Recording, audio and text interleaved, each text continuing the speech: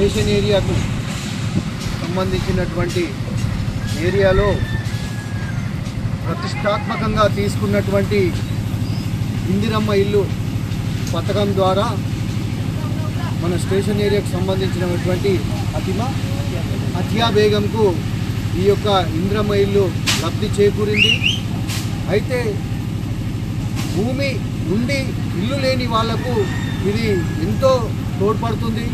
ఎందుకంటే కాంగ్రెస్ ప్రభుత్వము చేపట్టినటువంటి ముఖ్యమంత్రి గారు రేవంత్ రెడ్డి ద్వారా బోధన్ నియోజకవర్గము గౌరవనీయులైన సుదర్శన్ రెడ్డి గారి ఆదేశానుసారము ఈరోజు ఇక్కడ ఈ హత్యా బేగం వాళ్ళ ఈ ఇందిరమ్మ ఇల్లులో భాగంగా స్లాబ్ వేస్తున్నందుకు కాంగ్రెస్ ఉన్నటువంటి పార్టీలో ఉన్నటువంటి నాయకులు మరియు కార్యకర్తలు ఇందులో పాల్గొనడం జరిగింది.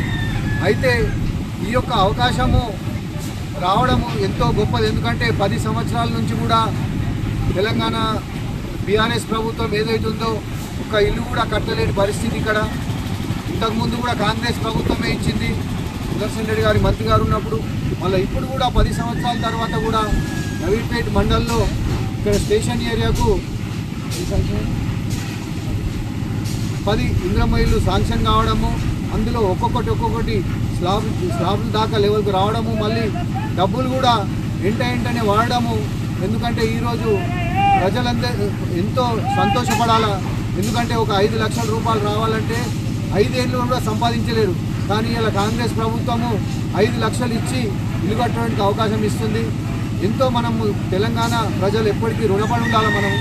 ఎందుకంటే ఇంత అవకాశం ఇవ్వడము, మరియు ఇందులో ఎటువంటి కూడా 1 రూపాయి తీసుకోకుండా ఈ యొక్క ఇందిరమ్మ ఇల్లు ఇస్తున్నారు కాంగ్రెస్ ప్రభుత్వము. ఎవరు కూడా ఎక్కడ కూడా 1 రూపాయి కూడా ఆశించే పరిస్థితులు. ఎందుకంటే పెద్దలు సుదర్శన్ రెడ్డి గారు ఆ విధంగానే ఉంటాడు. తను 1 రూపాయి కూడా ఎవరు ముట్టద్దు అంటాడు. అదేవిధంగా అందరూ కూడా కాంగ్రెస్ కార్యకర్తలు ఇక్కడ పనిచేస్తున్నారు. అందులో భాగంగా ఈరోజు ఇక్కడ ఈ స్లాబ్ పడడానికి పడుతుంది కాబట్టి వచ్చి ఇక్కడ చూడడం జరిగింది.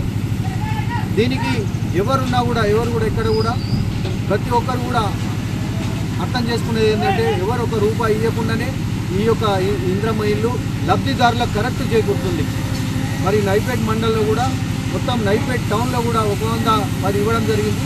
అలా కొన్ని కడుతుండ్రు. ఇప్పుడు సెకండ్ లిస్ట్ కూడా పెట్టడం జరిగింది. సార్ దీన్ని కూడా తొందర చేపిమని చెప్తున్నాడు సార్ కూడా.